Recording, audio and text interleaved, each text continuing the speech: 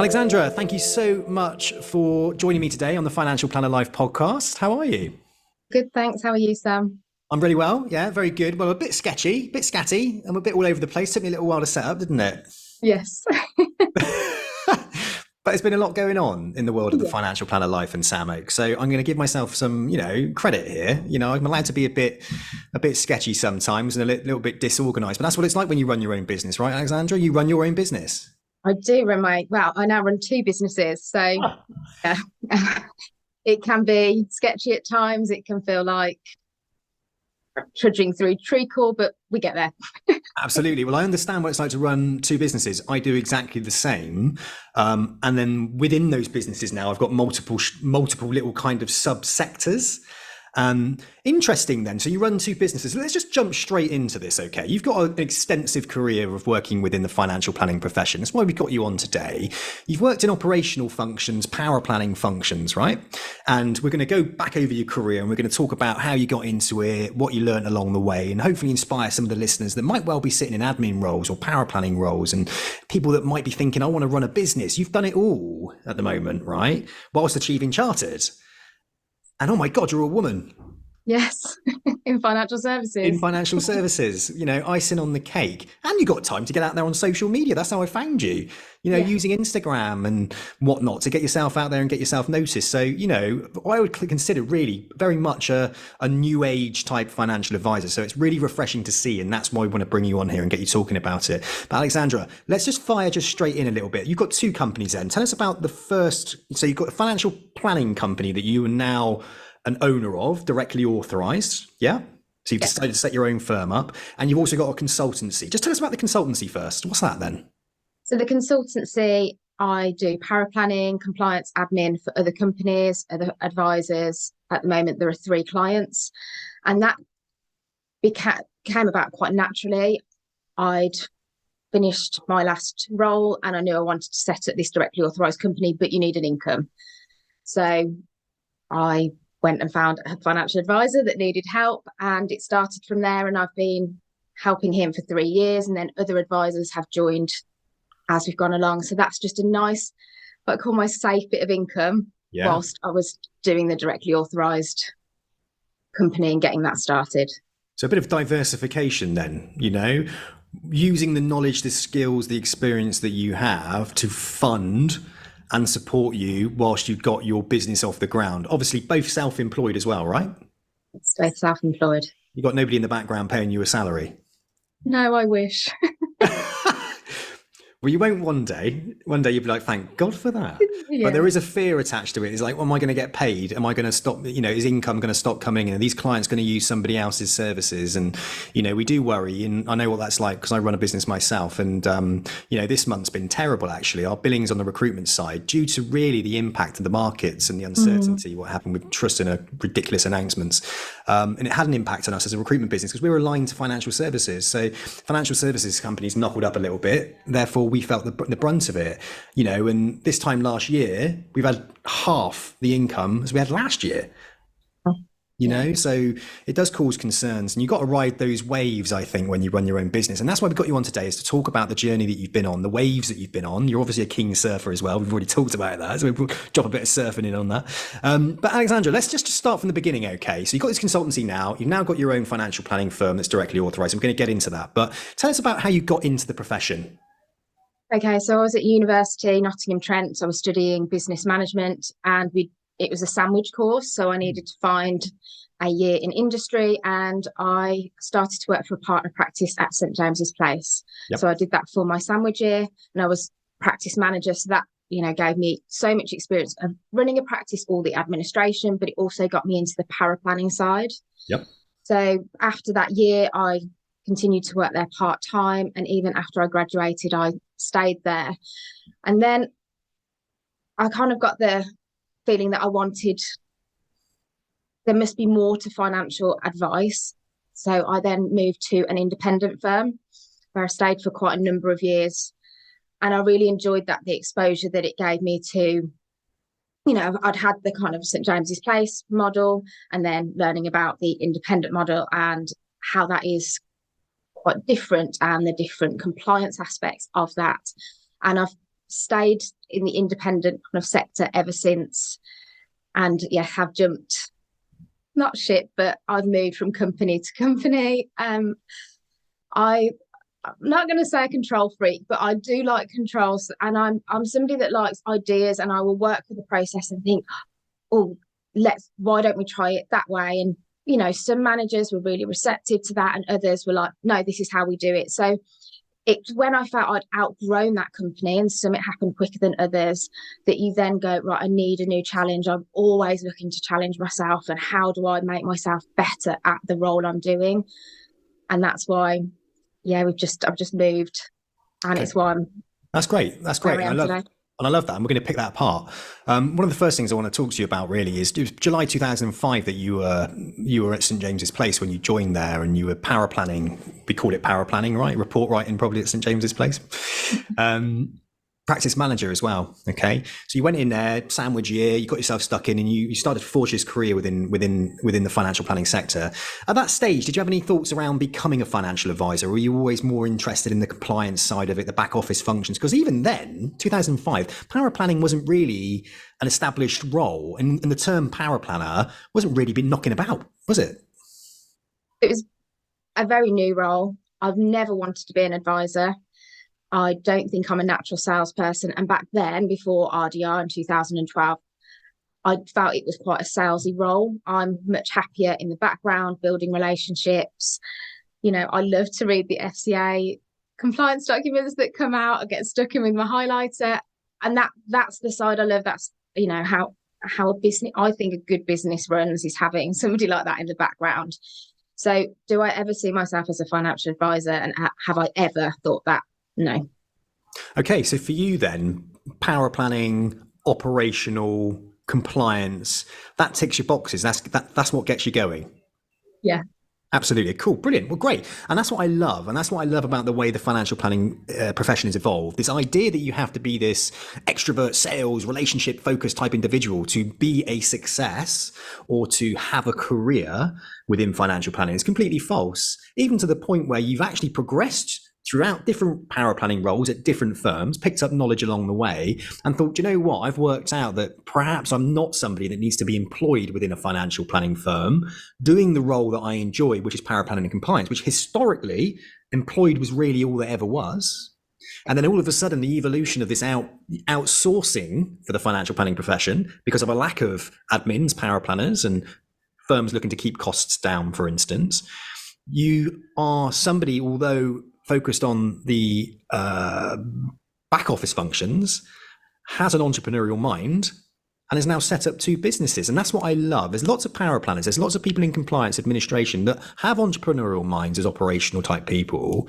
And the profession now, there is a way to set your own business up and actually make money out of it. And you look at someone like Kathy Harrison from the Verve Group. Look at that. Great big business, isn't it? Doing fantastic things around compliance and administration, power planning, supporting functions, and also looking quite cool while they're doing it. Yeah. Well, I use the Verve Group for compliance, and Kathy is a mentor of mine. So I think, she is fantastic. And from where she started to what she has now, and she's always thinking differently, which is what I love. It's colourful, it's kind of out there, it's different, and it's what financial services needs. I've been in financial services now nearly 18 years, and yeah, it's a breath of fresh air, and it's kind of what I want to do as well, be a bit different, make financial services kind of just seem relevant and interesting. Yeah. I know, I absolutely agree. And, the power of mentorship, having somebody that's sort of trodden a path and is doing things differently, I think that's hugely beneficial to anybody. And, having that belief in having that courage within yourself to put the pride down and to ask for some help or to ask for some guidance, who's somebody who's trodden the path before, right? So mentoring is fantastic. I don't think a lot of power planners, a lot of people in the back office functions often get mentored enough. We're starting to see some mentor groups sort of being established, communities such as next gen planners, etc. Yeah, power planner powwows and all that kind of stuff. Okay, there are things out there. How did you end up connecting with someone like Kathy as a mentor? That's fantastic. What advice would you give to someone listening now thinking about, I want a mentor like Kathy? How did you go about getting that? Well, she just put out a post and said, if anybody would like to be mentored by me, please apply. So I applied and I was one of the lucky ones. But I would just say reach out if you find somebody inspirational, if, you know, just reach out to them and just ask. And I think a lot of people that I've come across will always say yes. They will always give you time, even if it's just an hour that they can commit, they will. And it's the best way to learn because we don't know it all. We might think we do at times, but to just ask and kind of be vulnerable and go, you know, I'm really worried about the income stream or how I go about doing that. What challenges have you faced and how did you overcome it? And it's been one of the best things I've done for my career. I've got quite an inquisitive mind, so I'm always asking and I'm not afraid to kind of go, okay, you've achieved it and how do I achieve what you have? Yeah. So yeah, just reach out.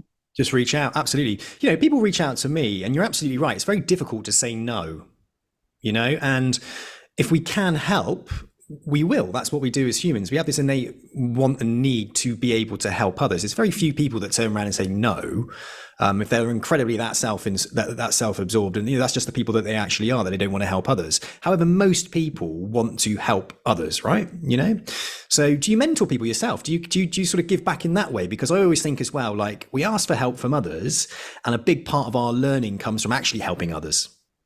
Yes, so I'm involved with the PFS in Birmingham and I am the chartered champion. So I put on CPD events for the members, which I like to do. Is I feel that's a way of giving back. And then people will just come and talk to you after and ask questions. I also was at a paraplanning conference and I was on a panel. And again, the conversations and, you know, you exchange numbers with people and they might not contact you for a year and then they'll, you know, send you a message. I'm just about to go directly authorised. What do you think? And, you know, I've just helped one of my clients for about 8 months. I've been helping him go through directly authorised and he's rang and had questions. And I love that I have the knowledge to help him. And, you know, because to some people, it might seem like a stupid question, but I don't think any question is ever stupid. So, yeah, I like to feel like I'm helping.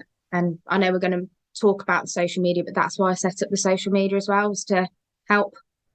So so in you've got this want and need to be able to help people out of situations where they can't see the light, they're not sure about where to go, and you're there to help people and guide them, whether or not that is financial advice, whether or not that is help around power planning, administration, operational tasks, whether that's the help and support of the journey that you've gone on to start your own directly authorized firm, which, you know, isn't an easy thing to do, is it? It's very, very tricky. And do you know what? It's quite interesting. There isn't a great deal of content out there in the public that talks about going directly authorized. You know, there isn't. There's a lot of chat. You know, I put a bit of content on my website around like going down the appointed representative route, you know, going down a network and getting support in that way. But, you know, we'll talk about that in a minute, about the difference between a network and a DA, why you ended up choosing DA and what you learned along the way. And maybe we can share some of that knowledge today to anybody that's thinking, I want to go DA. What does it mean? But what I also love the fact is you are operational and you have gone down the route, set up your own business. And one of the things that I'm learning is that there are a lot of firms that are going DA at the moment, starting with an operational person, whether that's a senior power planner, somebody in an operational role, partnering with a financial advisor. And I genuinely believe that is the best start to starting a financial advice business, is finding that partnership. Having two financial advisors is like having two salespeople, isn't it? Yes. Yeah. You know, and the balance isn't quite there because neither really is focused on wanting to do the admin, and probably not their strong point anyway, right? The strong point is relationship building, if that's what they want to do. They want to be out seeing people, making money. Yeah, simple as that, and growing a sales force perhaps. What they don't want to be doing is, you know, up to their eyeballs in paperwork, because that stresses them out, because it stops them from going out and seeing clients.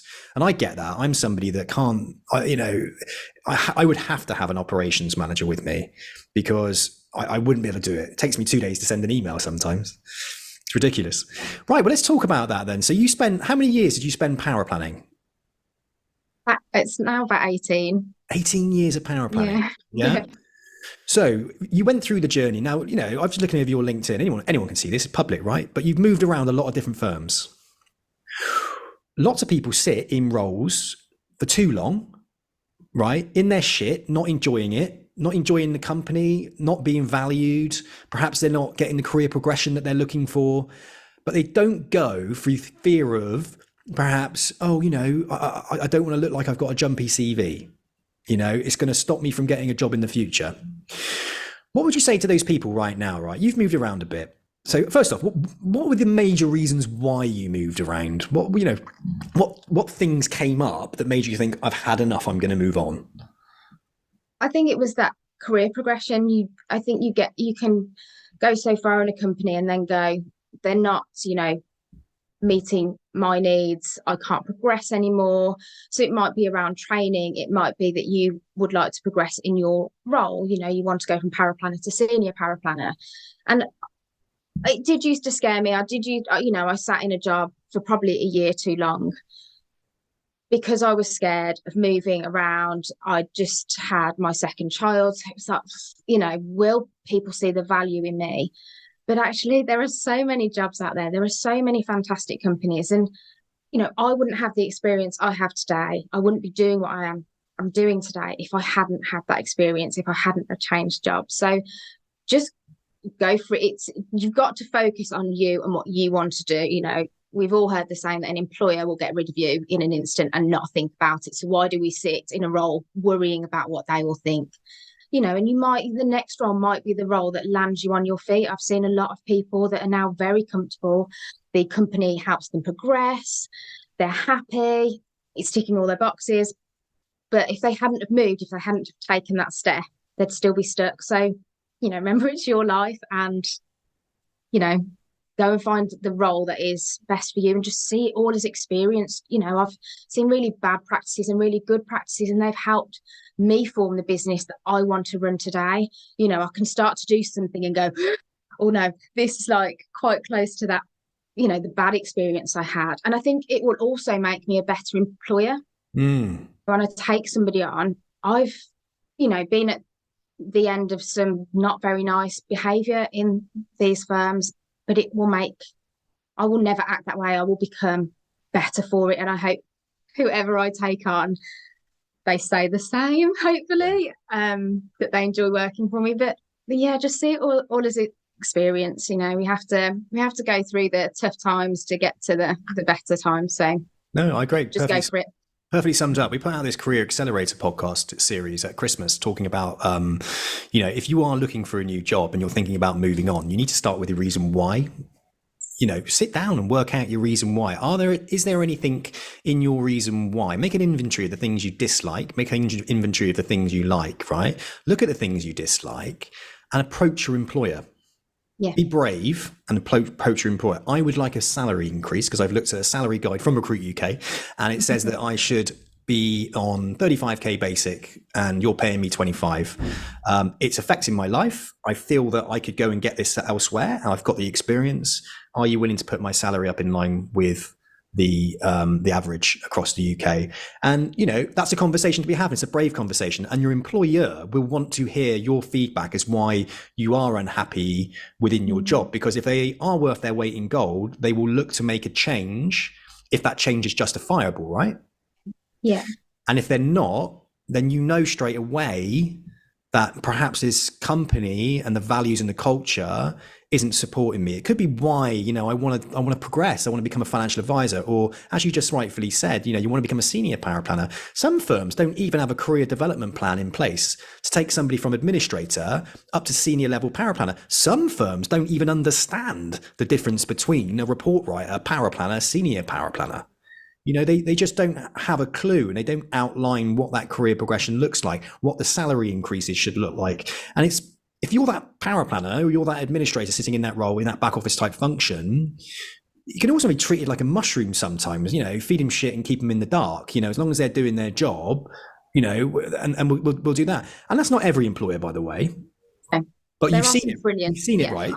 Yeah, I've seen it. And there was one, I had that kind of conversation with an employer, and I said, what I was doing diploma, I was heavily pregnant. I was like, what will you put my salary up to? I think I should be on this once I hit diploma. And I think as a joke, he went, okay, yeah, when you get to diploma, I'll put you on that salary.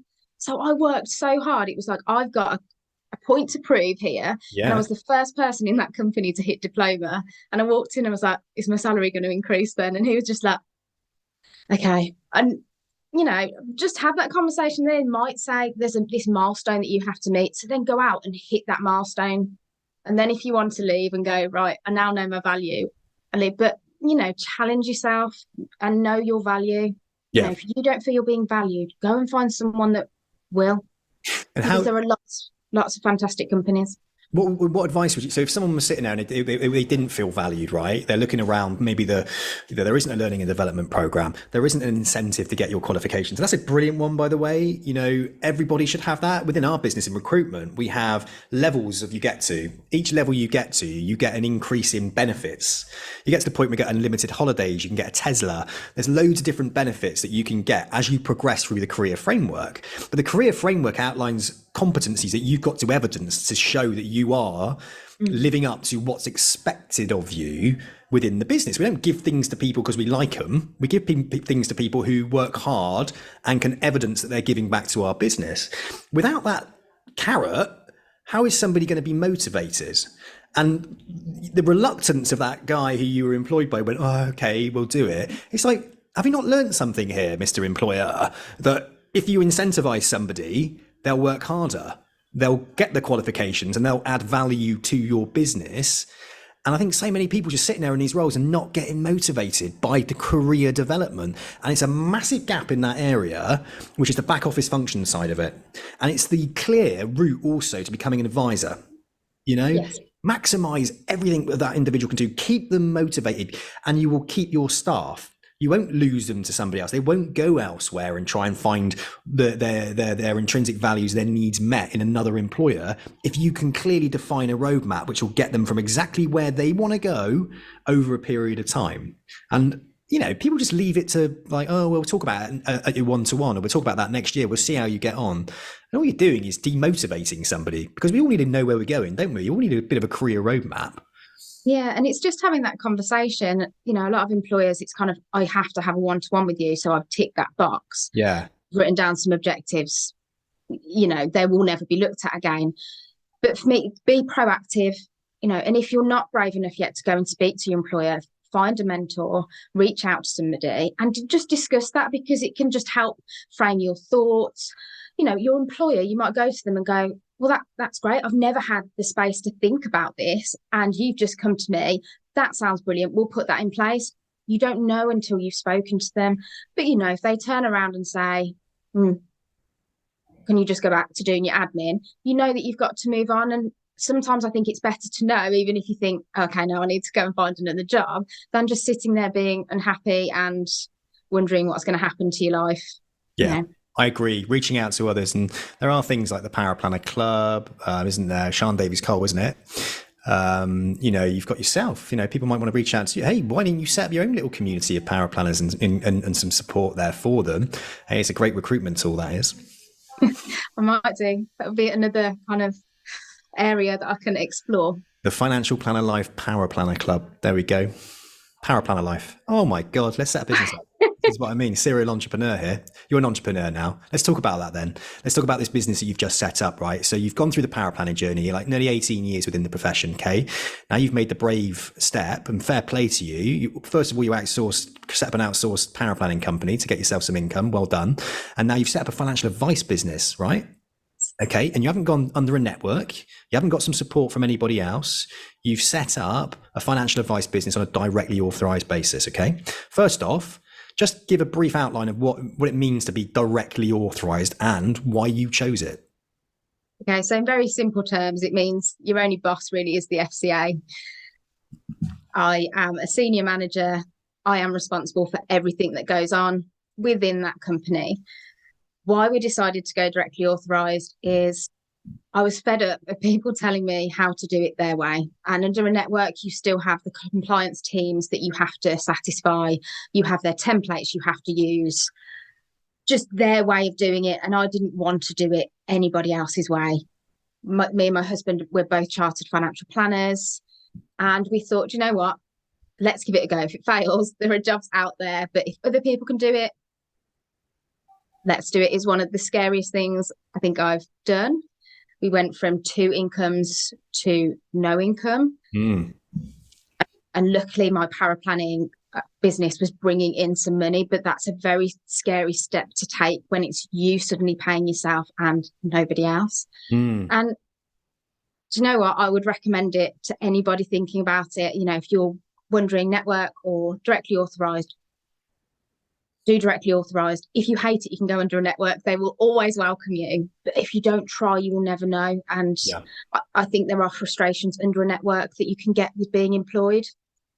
So yeah, no, I like that. That's a great starting point. So when you and your husband got together and you made that decision, right, do you know what? Let's set up our own business. We're both chartered. We both want to set your own business up. Did you write a simple little business plan first of all, just to work out how are we going to pay the bills? Where's our clients going to come from? What's our business plan? What's our strategy? Can you just share with us like what you did? Was it on the back of a fag box, back of a beer mat? Was it, tell us about it. How did you go about what's our plan? So it kind of started, we both knew we were unhappy being employed. My husband had been promised a directorship under the company he'd been working for, and that had kind of disappeared. So it was kind of a big, I think, a crossroads in our life. It's like, what are we going to do? And so we would sit and talk, and one option was setting up directly authorised. One was moving to the South Coast and being employed down there. And we kind of knew we had to plan for both eventualities. So we started saving so that we had at least 2 years worth of income behind us, or expenditure behind us, before we even took the plunge to leave, because that seemed sensible. And, it was talking to our children at the time of, if we do this, we're not going to have the income. It might be that we cut back on things. It was just preparing ourselves mentally for, that eventuality. The moving to the South Coast, kind of the door was firmly shut on that. So we did a business plan. It was on a computer. So it was like our thoughts coming in. It was just notes. And then we kind of put it all together. And in that we had income projections. And in our first year, we projected that we would make a loss. So that was what we submitted to the FCA. Don't know whether it was madness or the right thing to do, but we said, we do think we're going to make a loss. We have no clients. We're very green. This is us. And but we just made sure we had the financial backing of, the savings behind us. And we just, it was that kind of, if we don't do it now, we might regret it. And it was one of my husband's clients that said, "Do you know what, just do it. Take the step, take the leap." And I'm very glad that we did. But I'm not going to lie, it is very scary, and you kind of, I don't want to sell it as in, I was just so confident it was going to work. There were sleepless nights, you haven't got that income coming in, but it's just being prepared. It's, being realistic with business plans. I've seen business plans where, apparently they're going to have 20 AUM, assets under management, and they're going to have all this income coming in. It rarely happens like that. The income trickles in. So you do need that buffer. So it is being as prepared as you can be and taking the time, because it will just work out better once you get your authorization. Okay, cool. So your background operations, you did a stint as a financial advisor though as well, right? You did do a little, never done that? No. So it was you and your husband coming together, family business. Your husband's mainly, he's a financial advisor advising clients. He's more the client relationship side, you're more the operations side. So coming together as a family unit, husband and wife, has its struggles sometimes with some businesses. My wife and me worked together, nearly killed our relationship. but that's another story, but we can talk about that. So you came together, one's more client focused, one's more on the operational side. Okay. As I said earlier, I've seen that happening more and more. And that's what I would do if I was setting up a financial advice business on my own, going directly authorized. Now, did you put some money aside 2 years, right? How long has this business been going for now? It's going to be 3 in May. 3 in May. You submitted a loss, to the FCA on your application. Yeah. Did you project that correctly? No. Okay, so what happened?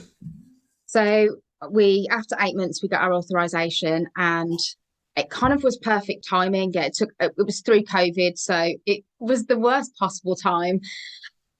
And it was May, COVID. I think the lockdown had started to ease, but we just found clients that Chris had worked with in the past just started to reach out. Right.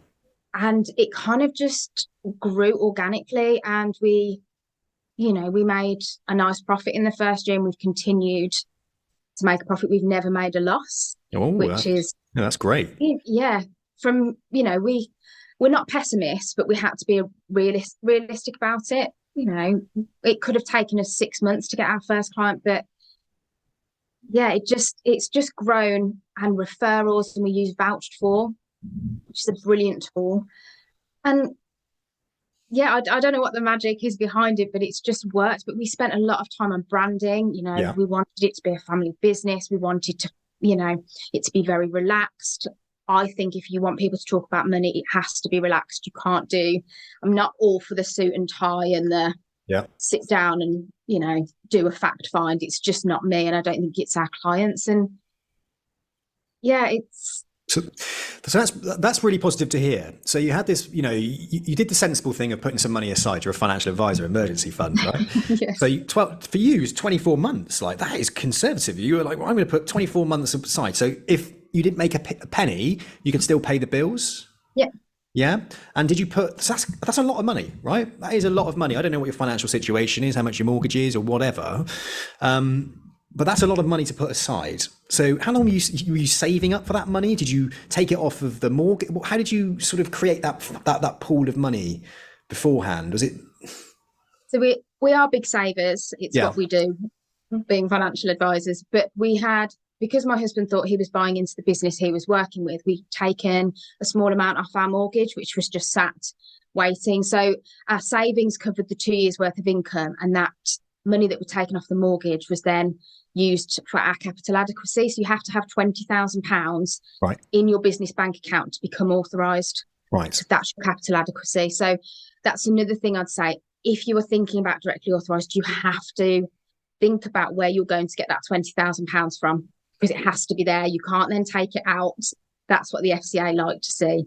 If you've got that 20 grand, right, does it have to come from, when you get like a mortgage and you can't have like that 20 grand as a separate loan, for example, is there any evidence? Do you have to provide evidence of where that 20,000 come from, or do they not care? No. We just had to, they asked to see that it was in the company bank account. Tell us why they want that. So it's to ensure, if you have a complaint, that you can pay any excess that you have on your PI insurance. So yeah, that the clients are protected. It's all about looking after clients. So that chunk of money has to be there. And the bigger you get, the bigger that pot of money becomes. So we no longer have just 20, not because we've reached that size, but just I like having that buffer that if anything goes wrong, I could pay out to a client and still have the 20,000 that they expect. Okay. One of the biggest risks that come from setting up your own business and attracting clients, right, is things like restricted covenants. Okay, so if you're an employed person and you have been employed for some time, but you've built relationships, then you're probably under contract that you can't solicit or approach the clients of the firm that you were working for. Usually, a restricted covenant can't be extended past 6 months, right? But you can be sued by your employer if deemed to be soliciting clients. I know this very well because a guy in my office got sued by a recruitment company for a lot of money and he had to pay it, right? So it can be enforced and it can happen. There was a big one, wasn't there, with Towery a few years back, wasn't there?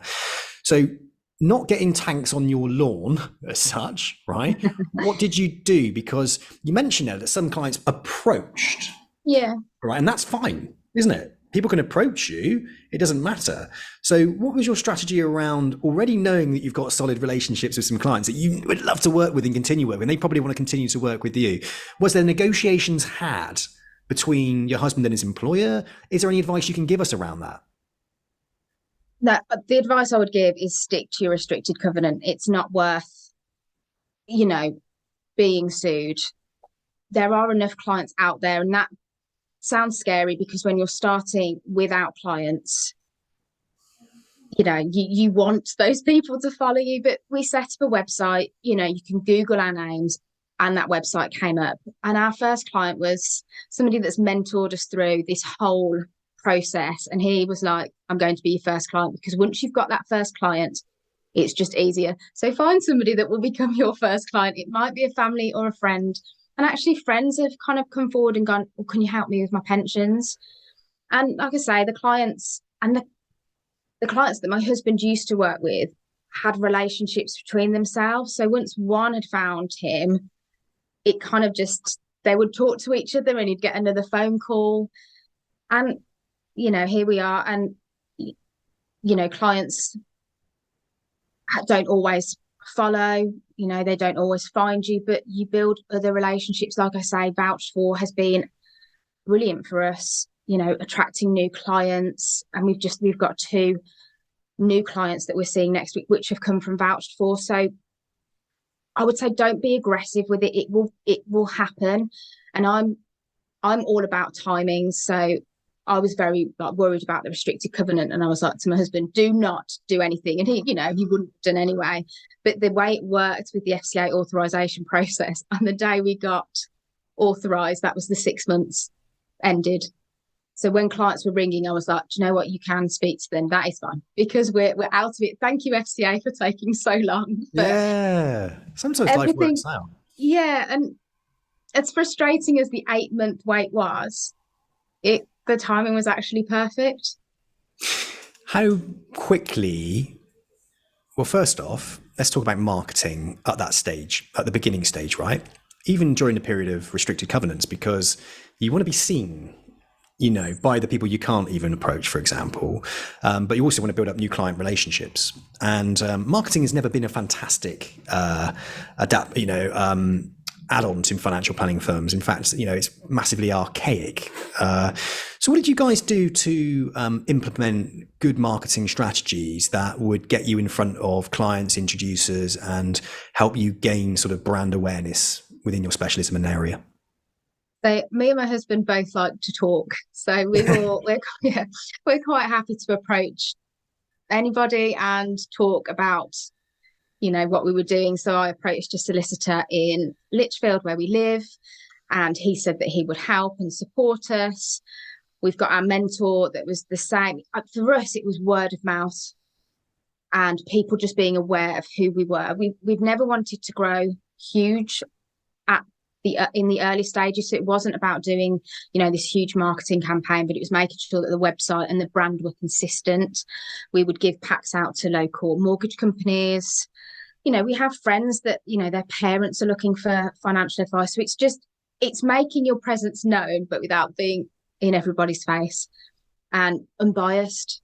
That was a brilliant way to start, because people in your local area, you'll pass leads from them. Vouched For, once that had, taken off with clients leaving feedback, a brilliant source of clients as well. So I can't say we did anything special. Branding and website, I think, are 2 of the most important things, because if somebody goes, oh, there's this new financial advice company opened in Lichfield, and you don't have a website, it's lost. They will just go to the other website and click on their link. Yeah. Do you get a lot of clients come through your website? A lot of them look at it. So when we meet with them, they will say, oh, I really like your website. I've been on it. I've seen that you've got these awards. So I think it's visited, but I don't think we get direct client leads from the website. But we've had some struggles with it appearing on Google. So you really had to go in the search box, but marketing have now sorted that out. So we do come up top. So hopefully those leads will start to come through directly from the website.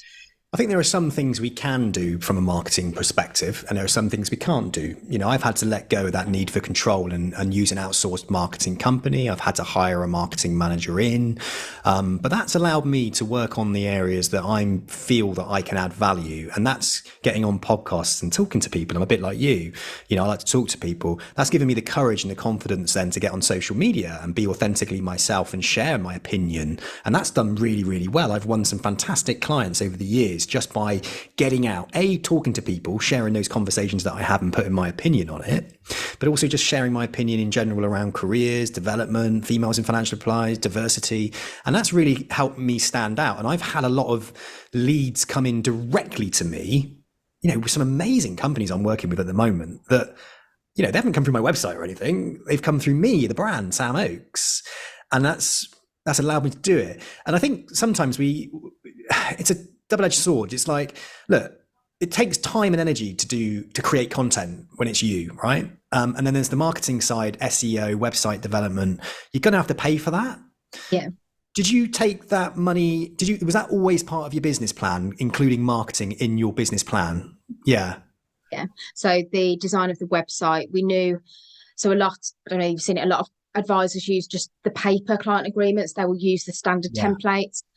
We didn't want to do that. We wanted it all branded. We wanted it, so the clients could, I suppose, interact with it, could get it, they could read the client agreement and go, oh, I know what you're on about. So we spent quite a bit of money doing that and getting that right, which we've had brilliant feedback from the clients. Yeah, it's, there's a lot of money required to set up Directly Authorised. I'm not going to shy away from that, but getting it right and having a plan means that it just becomes easier as you go along. If I hadn't done the branding at the outset and I was trying to do it a year in now, I think you're then trying to fit a business into a brand instead of, this is my brand, this is what we're about, this is our why, and it flows from there. But it kind of like, you wanted that brand, you wanted something for yourself. You mentioned there you like the control element of it. You wanted something that was yours, right? So you were going to invest that money from the get-go. And you're absolutely right. You need to invest that money from the get-go, because otherwise you're kind of, you're building as you go, and it's tiring. I've done that. It's tiring. Whereas somebody might be sitting in a firm and I'm going to go self-employed, but I don't really want. I just want to focus on sales at the moment. I don't want to. I don't want to build a website. So they go to a network and they get the the branding, and they can bolt onto somebody else's, and they can have a go at being self-employed for a couple of years and see where it takes them, right? And that's cool. That's cool.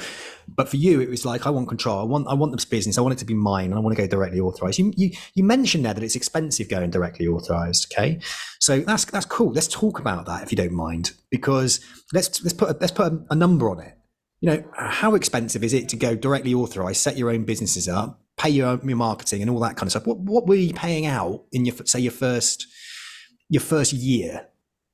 I think just to set up, it was about £30,000 to £35,000. Right. And we were quite small. So that was our £20,000 capital adequacy. Yeah. Then because we said we were going to make a loss, we had to put an extra 5,000 in the business. Right. And then you have your application fee for the FCA, which is now £2,500. Right. Then you've got your marketing, which is probably about 5,000 if you're building a website. One thing I'd say is go to a compliance company. They have deals. They know what they're doing with these websites, so it works out cheaper, and you can get a nice website with your branding, and you're not paying over the odds, and it's compliant. What, with the compliance company? Yes, yeah. So the who would you recommend for that? Use, so Simply Biz, we use at the start, and they have a company called TOMD. You can go to them directly. You don't have to be a member of Simply Biz, and they were brilliant. They got our brand. I know it's one thing I don't have to worry about. They check it, it's compliant, brilliant, and it didn't cost the earth. Is there a lot to think about when it comes to creating marketing to make sure that it ticks the boxes for the FCA? There is. It's more the wording and what they call financial promotions. Are you doing it in the correct and compliant way? So because there is a lot of compliance with setting up, to know that somebody has done that, and I can literally just go with a checklist and go, yeah, that's there, and sign it off. It was worth the money. But that I continue to pay. Yeah, fair play. Do you pay the website company like a monthly fee as well? Yes, so that's about £45 a month now. Okay, and they maintain it, make sure it's up to date and everything like that, yeah? Yeah, they put newsletters on for us, and yeah, it works really well. That's good. Yeah, that's cool. That's great. TOMD.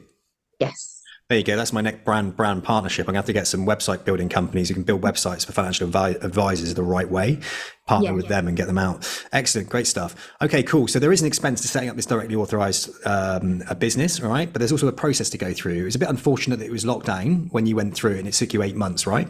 But at the same time, blessing in disguise, because it gave you the enough time for the restricted covenants to clear.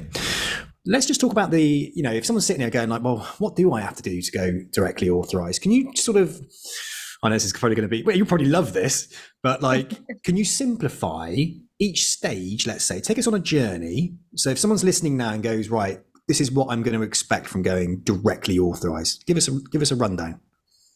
So the first thing that you need to do is set up your business plan, because eventually you'll have to submit that to the FCA, but that just gets your thoughts in order. So are you going to be a limited company, your branding, your projections, why you want to set up the company? And then you can go straight to the FCA directly. I would recommend using a compliance company because they can guide you through it. Right.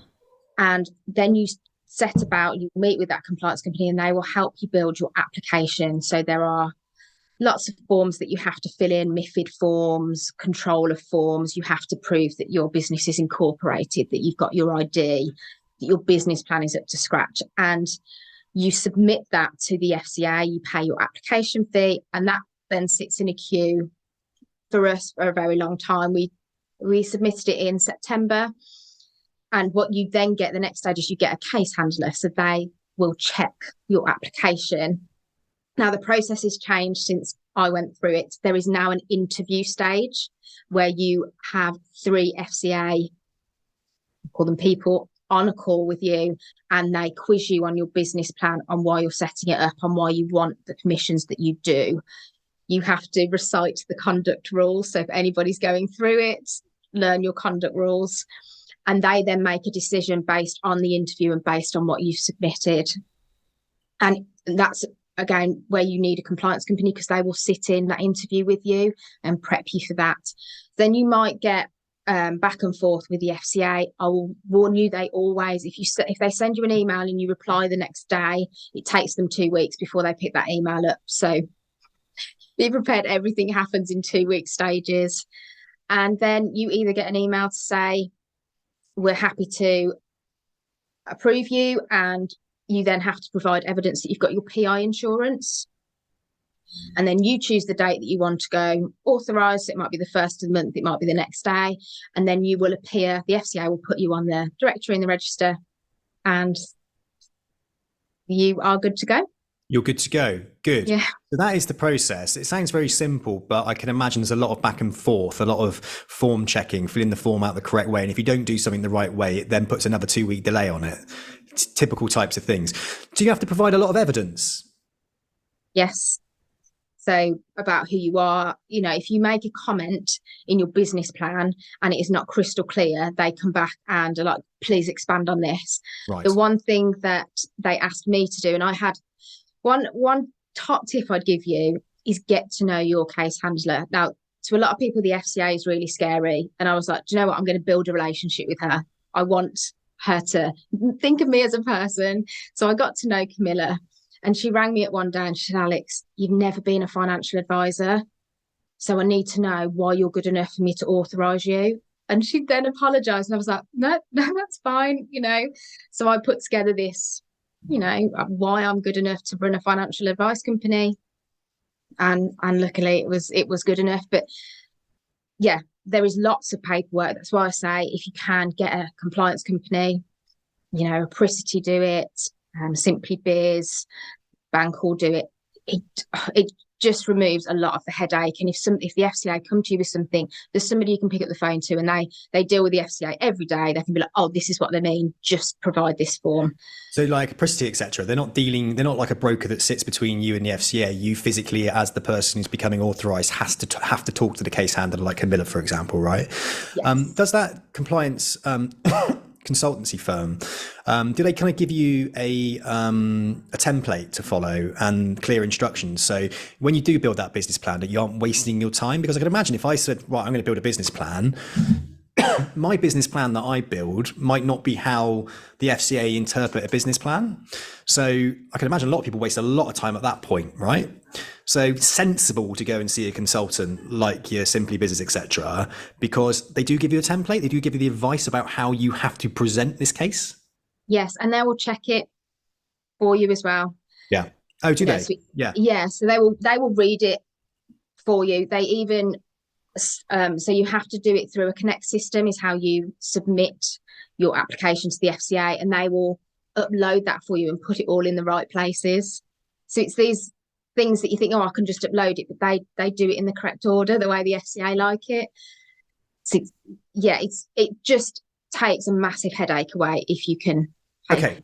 Right, you have demystified the DA side of it, right? Because a network will turn around and say, "Oh, you don't want to go DA; it's an absolute ball ache. It's going to take you ages." But you've done it; you've gone through it, and yes, it took a little bit of time, and you went through a period of it was really, really difficult. But you've gone through it, so it's achievable. So if someone's sitting there wanting to go directly authorized, look, as long as you've got the money, as long as you've got the right support in place, you've thought about your business plan in the right way, all the things you should do anyway before you even go directly authorized. Because A, you're a risk to yourself; B, you're going to be a risk to others, right? So you've gone through all that process, right? So you demystified it. Now, there's another myth that comes up that, mythid, is there a lot of work after being directly authorized between you and the FCA that a network will actually take away from you, right? Is there extra work? And, what does that look like? How much extra work is it? And this kind of almost then, there's the argument, the reason why you should be aligning yourself with a Paraplanner operations or compliance internally anyway, isn't it? So I have to do my half yearly reporting to the FCA. So after my year end in March, by May, I have to have submitted a report, and the same at the end of the year by November, I have to submit a report. Now, there are fantastic companies out there. So I use a company called My Reg Data, and it's a bit of software. I key in every month, the end of every month, all my figures, and I meet with a fantastic man called Jeremy on Zoom, and within 10 minutes, he has done my Gabriel report.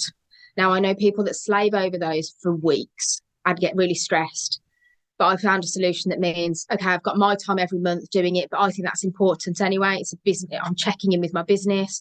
And then within 10 minutes, Jeremy's got it uploaded to Connect, submitted. He sends me all the forms and gone, that's it, done. So you pay for that service, yeah? Yes, but I think it's about £35 a month. Okay. Yeah. So let's look at this then, okay? There are these additions. Okay, can you just explain to me what Gabriel reports actually are for those that are, because a lot of people who are employed thinking about setting their own business has probably never done a Gabriel report in their life, right? So what is it? Okay, so it's reporting to the FCA to tell them what your profit has been for that period, the clients that you've taken on, the clients that you've lost. You have to report about any conduct rule breaches on there. You have to say if you've done any insurance and your annualized premium for that. So they're just looking for data, and you have to do it every 6 months. Okay. So then I'm assuming the network would do that for you on like the network scale. And the FCA also have done COVID questionnaires, which is still ongoing. So that's a bit of extra work. But, it takes me half an hour. And for me, I'd rather do that and deal directly with the FCA and find technology that makes it easier for me to do that than have a network with their compliance, checking my files and then having to spend 2 hours getting a file to the way they want it.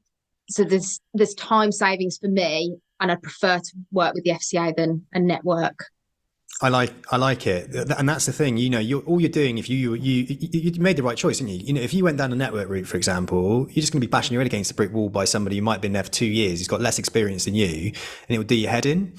I can imagine you hear a lot when people join networks is that they're trying to put business through, and the compliance team is saying we're not touching that, or we're not doing that, or there's a lot more red tape associated to the risk they're taking on in respect to the type of business that you can do. Whereas if you're directly authorized, you pick and choose the work that you do, don't you? Based on your knowledge, your research, But then the risk is on you. Yeah, but yeah, the risk is fully on me, and that's why I've always been very clear from the start. If I don't think a client relationship is going to work, we don't take that client on, and we're very not rude to the client.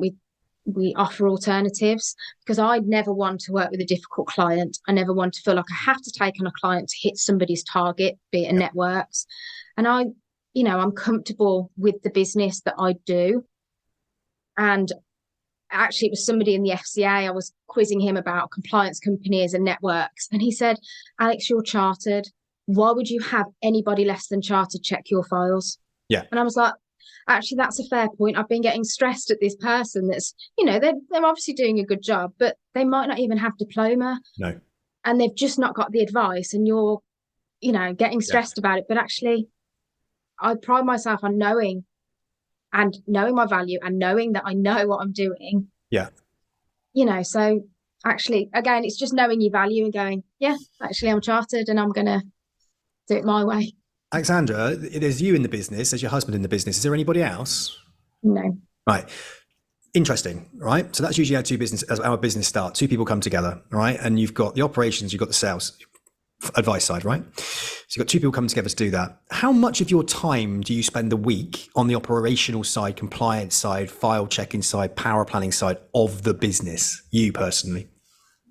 I would say about 50% of the time, if I averaged it out. How It many hours is takes, that? what would that be, 15, 16 hours? Okay, so if someone was going directly authorized on their own, for example, right, and they've only really ever been they've only ever really been a financial advisor, but are considering taking on the operational side as well as their advice side, we're looking at 20 hours of somebody who's experienced, right, doing it. Yeah. Yeah, so that's a big chunk of time, isn't it? So you can understand why somebody on their own might go down a network route if they were an advisor, but why going down the directly authorized route, partnering with an operational manager, is a really good shout to do. There's something in that. There's something in connecting really good power planner operational people with advisors to set up businesses. I think there's definitely a niche there that isn't out there. Yeah. There must be so many entrepreneurial people like you that just don't have that connection, if you like, to the right advisor at the right time. So if we bring that person who's entrepreneurial on the operations side, who at that point says, I want to run a business, and you've got the financial advisor on the other side doing the same, and you bring them together in like some sort of networking community, wonderful things could happen, couldn't it? Yes. And that's part of the consultancy business. I've just helped another advisor get through to directly authorized, and he will pick up the phone and, I'm doing all that operations stuff for him, and he's found it easier having me there. So, it is, my husband said he couldn't do it. It would be too much. It would be overwhelming to have to do the advice and the compliance side. And you can see why that compliance then starts to fall away and the FCA have concerns. So, yeah, that kind of meeting of operations and an advisor is a really good idea. You've got to be. What I'm learning from this directly authorized, it's not as easy as it sounds, right? It's not as easy as it sounds, and it's not for everybody, which is why there's networks there, right? I get it. But at the same time, it's rewarding if you've got the right people coming together in the beginning to set it up. There is a cost involved, not only to cover your income for that period where you might not make any money, but also capital adequacy, marketing, setting up your website, and it is a costly first year. You predicted that you might not make any money. You even submitted that, but you did, right? And that's a great thing. You even have to pay $5,000 more for the privilege, right? Yeah. But you did. So even with that conservative, I wouldn't even say pessimistic, I would say conservative look at the future, realistic, you more than exceeded it, right? The fear that you're never going to get a client, you put your marketing out there, put your name out there, speak to the right people, they come to you, right? Do good things, people come to you, but you've got to put yourself out there. What I love about you is not only are you operational behind the scenes doing all that stuff, but you get out there as well. You like talking to people. So you are a salesperson in your own right, because not only you're not just writing blog articles and putting them out there, you're actually getting on Instagram, for instance, and you're talking about the financial advice that you guys provide, what you do as a business to get yourself seen. Let's talk a little bit about that, because not everybody in an operational position has had the confidence to do that, to support the business from a sales and branding and marketing perspective. Talk to me about that. Why do you do it, and what's the benefit? So for me, I have never been, what I thought the most confident person. And I was speaking to Kathy from the Verve group, and I said, I've always wanted to do an Instagram, but I just don't feel confident enough. And she said, just do it. Doesn't matter if nobody watches, just do it. And for me, the development over, I think it's coming up to a year now that I've been doing it, my ability to speak, my ability to present, I think have improved. Because I'd put myself out there with the PFS as well. I'm the chartered champion. And you have to stand up at the conferences in front of all those people and present. So I wanted to become better. And for me as well, it was that giving back, the amount of questions I'm asked on a weekly basis, just simple questions like, how do I find out my state pension age? How do I find out about how much I'm going to get in state pension? I thought, people are thinking they have to go to advisors, but that information is out there. And let me just help point them in the right direction. So yeah, I started doing the videos. I absolutely love doing the videos.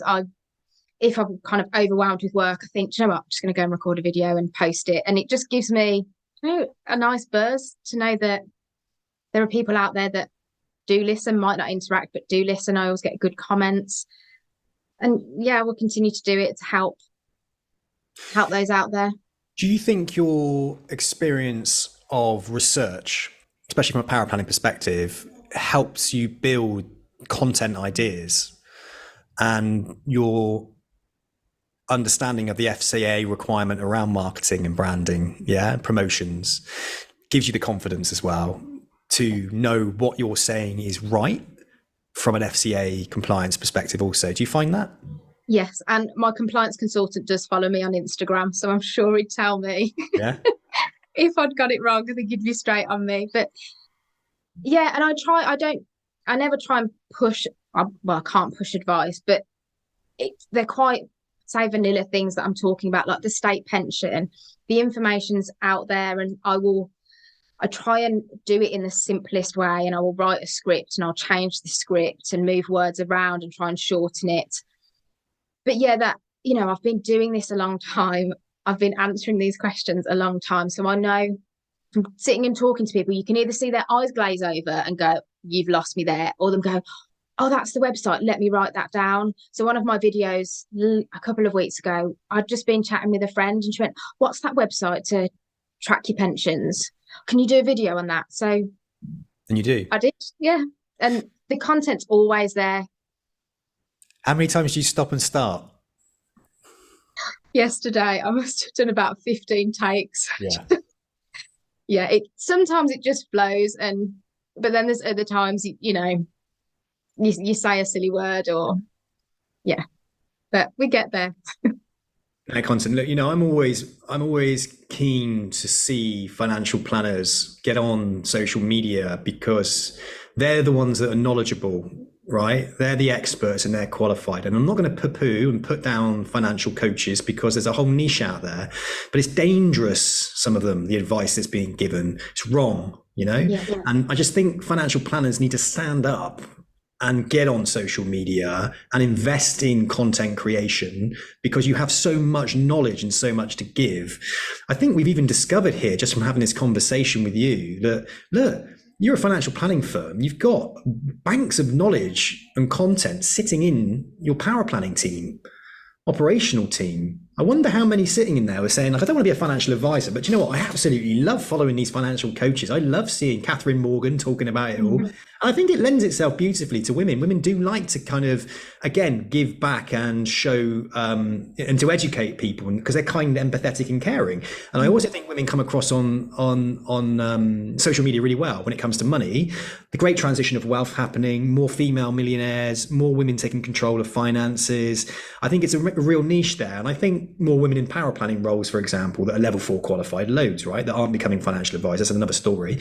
But what a lovely area to transition. So if you are a power planner and you're thinking, I want to build upon my skills, my social skills, and I feel like I've got something to give, and I think social media is an area, knock on your boss's door and say, I've got some ideas here.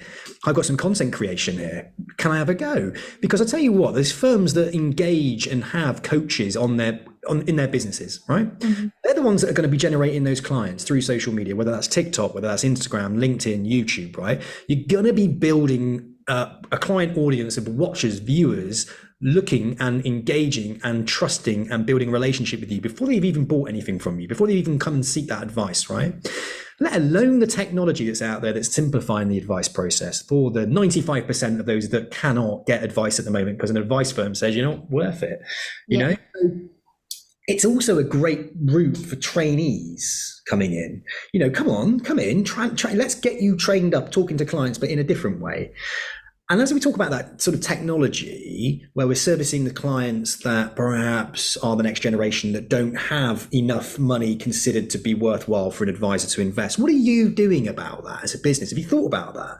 Have you thought about how you're going to engage with the 95% of the population that can't seek advice at the moment, but will need it in the future? Yeah, so obviously the Instagram and TikTok page are there, and I hope that people will reach out through that. I do have people already that do, and you never know what their future holds when they will need financial advice. but we aren't a company that closes the door if you don't have enough money. So we took on a client. He's young, but he's an entrepreneur. He's earning good money. He runs his own business, but he doesn't have lots of assets to invest, but he wants to invest. So we've been able to offer him a service where we can help him start on his investment journey, and he will continue to grow as a client. I don't think as advisors, and yes, we have to make money. We all have to pay bills, but there is room to help those that want to start saving and investing. And if they start with my videos and then they suddenly reach out and go, where could I go to start open an ISA? You know, I can point them in the direction of companies that they could go to. And it just starts that conversation, you know, and they might inherit in the future a big chunk of money and then they come back to you. So it's, for me, financial advice, financial guidance should be open to all. And I think for a long time it has been, right, you haven't got the assets, we can't help you. No, I like it. We should be more open. I think with the likes of things like Ningi, Ammonite, the technology, I think you look at Octopus with their money coaching and all of that. There are lots of firms that are adapting and changing with apps and technology to be able to offer not just advice, but coaching and product selection, pre-selection, simplifying the advice process. So everybody has that accessible advice, but the clever firms are thinking about the future and that transition of wealth. You know, even pulling in 10,000 people that maybe aren't even thinking about a pension, they will do at some point. But if you're giving them content that educates them along the way, and then you've got a simplified solution where they can just start saving, right? They're in your ecosystem, aren't they? You know, and it becomes a great place for that future wealth. So you're preparing where your money's going to be coming as a business, like 10 years time. You know, it's that next generation of wealth. And because I think there are so many firms out there where, you know, the average age of the advisor or the average age of the owner is quite high. They're thinking about exit. And rightfully so, that's the stage they're at. It's not, you know, but they're not really thinking about evolving the business to support those types of clients. And that's where we've got this advice gap. And, you know, even like, it's not even that interesting for somebody to come in and work in a financial advice firm because they want to do the stuff they're seeing on Instagram, you know, all these coaches are doing. And I often think, I had a firm, I'd be thinking, right, yes, I've got the wealth management side where we advise clients of wealth.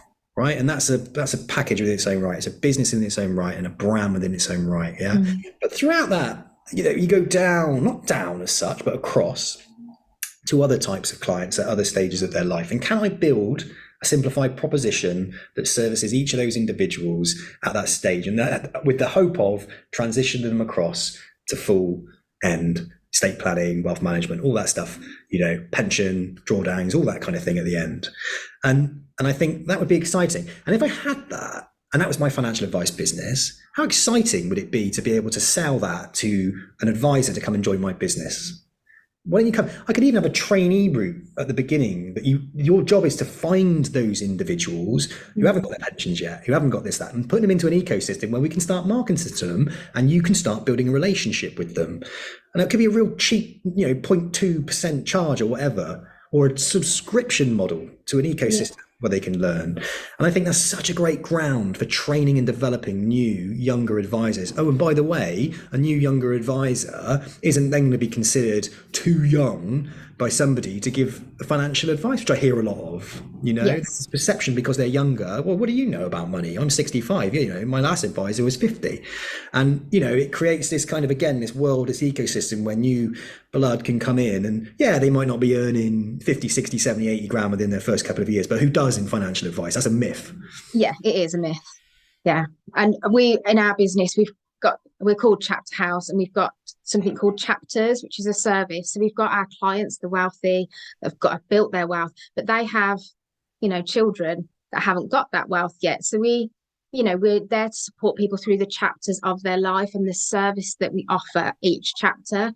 And that just, you know, has got us thinking about how do we service these smaller clients that, you know, will get the wealth in the end, but you need to engage with them. They're not just going to come and knock on your door in 5 years' time and go, oh, I've inherited all this money. Exactly. Let me speak to you. So. What a wonderful way to end the conversation. I've had a really enjoyable chat with you. I feel really educated. So thank you so much. And I think anybody listening to this podcast who's thinking about taking a journey down the directly authorized route, perhaps they're sitting in a power planning role, they've got an entrepreneurial streak. I think they're going to take a lot from this conversation. I think you're such a well-rounded individual when it comes to financial planning, and I want to continue our conversations. I want to continue to be connected to you and see your journey and share your journey with others, because I think it's really inspiring and really grounded and down to earth, and you come across really well. And I wish you and your husband, the best of luck with your business, and I might be knocking on your one day asking for some mentorship. Please do. And anybody else out there, I'm very open to questions. So yeah, just find me on Instagram. Beautiful. What's your handle on Instagram? It's Lexi Talks Money. Perfect. Alexandra, thank you so much, and have a wonderful day. Too.